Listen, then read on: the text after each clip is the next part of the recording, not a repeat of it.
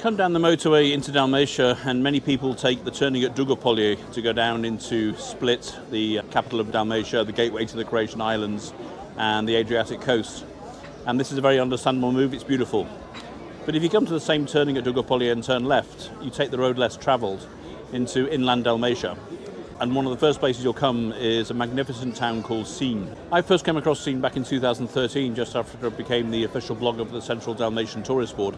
And when I got the job, the tourist board sent out an email to all the local tourist boards, all 37 of them, saying that I was this resource which they were paying for, and if they had anything they wanted to promote, to contact me. Out of 37 tourist boards, I only got one response, and that was from a young tourist board director in Sinj called Jelena Bilic. And she invited me to come to Split, where they would pick me up and take me around the town. And I'd never really knew much about what was behind the mountains before, behind Split. And so I went on a voyage of discovery, and I had the most amazing day. And what really struck me that day was not only was Sinj a destination which had so much depth, the more and more you got into it, but also the level of pride that Jelena had in showcasing her town. And this level of pride is something that is quite unique to Sinj, I found in Croatia. The people of Sinj are very, very proud of their heritage, of their town. Everything in Sinj is the best of everything, they say. They have an Olympic-size outdoor swimming pool, which some locals say is even better than the Adriatic, that kind of pride. And perhaps the best kind of pride you can see in Sinj is on the first weekend in August at the Alka Nights tournament. This is a unique event in Europe. It's culturally protected, and every year it attracts the Prime Minister, the President, national television. And it's been taking place every single year for over 300 years, since 1715 and the siege of Sinj of the Ottoman Empire. And it's the last remaining proper knights tournament. And you have all these Alka, these knights, and they are all competing on a street in the middle of town, which is taken over completely, closed to traffic and turned into this tournament centre. But if you can't go to the Alka itself, they also have some preparation things a couple of weeks before called Baja and Chora. These are things where you can see the whole Alka experience without all the crowds. The other thing I noticed about Sinj when I first came was how very safe and welcoming it was. And there was an incident that happened to me earlier this week when I was here that really sort of symbolises just the hospitality of the people here. So I was late for a meeting at the tourist board, and I was looking for parking. I was going up this road, and it was getting smaller and smaller with less parking options. And this guy in a pizzeria came out, and he said to me, what are you doing? And I said, I'm looking for parking, sorry.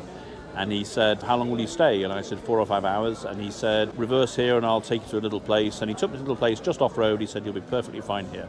What a really nice guy. 2 hours later, I was filming in the centre of town, and I saw the guy looking a bit flustered. And he came up to me and he said, thank God I found you. You need to come immediately. They're about to take your car away. I'm sorry. I didn't realise they were going to come, but I have found another place for you. So if you can come now, we can go and do that. The guy didn't have to do anything. And he found me parking not only once, but twice, and also went out of his way. And I just thought that was exceptional.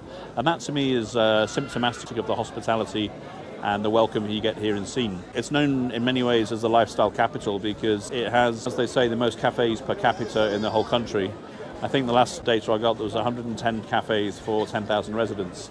And as you can see here on the main square, it's just buzzing. And if you come here around about 11 o'clock, this is the time when most locals come and take their coffee. I find Sinj to be a place that has so much to offer. When we talk about gastronomy, it has its very own protected arambashi, which are meat stuffed in cabbage leaves. A little bit similar to sarma, I suppose, but totally different and absolutely delicious. If you really want to go and explore the Sinj traditional cuisine, there's a great restaurant called Isporuri, Under the Clock.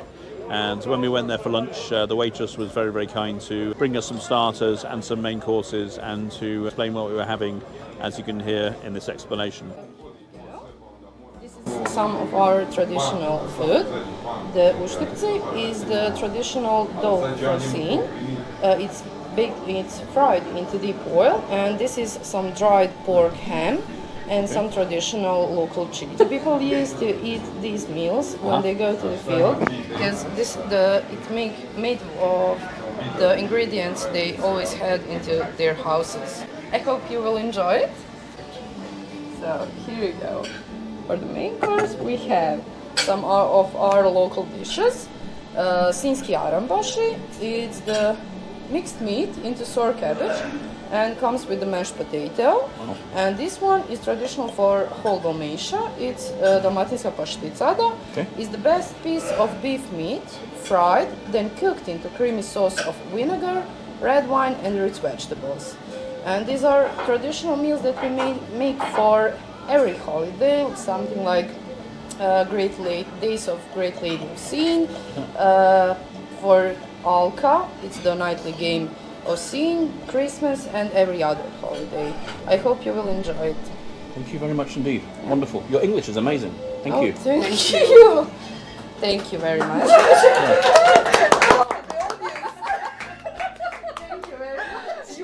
But Sinj also is a place of great adventure tourism, and this is one of the things I love about this place is that it has something for everybody. And so, if we start in the air, the original Split airport was in Sinj Airport, and that airport still exists today, and is used today for a variety of adrenaline flights. You can go skydiving, paragliding, and parachuting, that kind of stuff. But also then it has great rivers that set in a river, so you have canyoning, you have horse riding. The horsing tradition of Alka is also part of the tradition, but they also have their own hippodrome here. You can go, there's some fantastic cycling and hiking and canoeing. But also, quite bizarrely, you can go truffle hunting, which many people think is just an Istrian thing, but in the forests of Sinj, this is where you can also go truffle hunting. So an incredible day out for people coming from Split. It's also a very traditional place, and for many years it was named as the safest place in all of Croatia. And so you come here and it just feels like a place where people are proud of their heritage, they are comfortable where they live, they don't get so many tourists apart from the main events such as Alka, but they're very, very welcoming for those that do come. It's also a very religious place, and probably the biggest procession in all of Croatia, I think, takes place on August the 15th every year. And this is on the Assumption, the Feast of the Virgin Mary, on August the 15th, called Vela Gospa in Croatian. And so this all dates back to 1715, when the Ottomans were besieging Sinj, and it was clear that nobody was going to come and help the soldiers in Sinj, and so it looked like all was lost.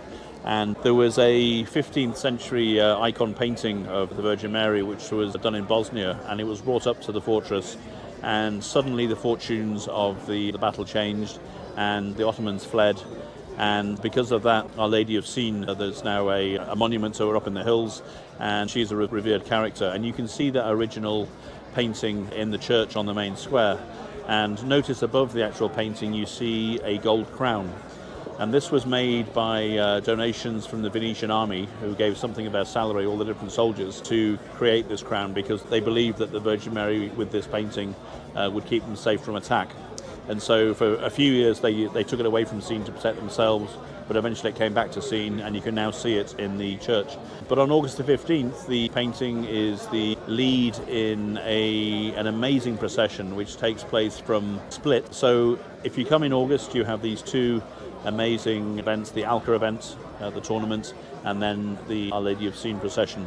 But it's also a town of music. For a small town, I'm constantly amazed at the number of events they have. They have the SARS Music Festival, they have the Heavy Metal Festival, they have Glebstock, they have Klapper Scene, they have their own thing. They have the ethno-music event at Kamajak.